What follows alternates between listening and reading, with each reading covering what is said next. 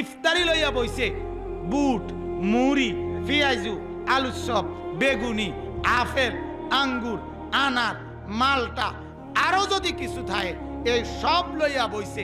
এরপরে যদি দেখে শুধু বেগুনিটা নাই, বেডিরে কইব সারাদিন কিতে করছ, কটা বেগুনি বানাইতে না, একটা রোজা রাখছি। আরে বাপরে, আবার একটা রোজা রাখছে।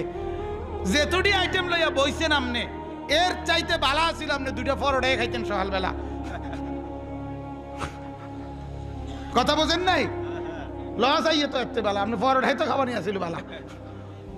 তাইলে সন্ধ্যার খানাও ঠিক, বররাত সেহরির পরে, আরে তারাবির পরের খানাও ঠিক, সেহরির খানাও ঠিক, সব ঠিক আছে, শুধু টাইম একটু নড়ছে।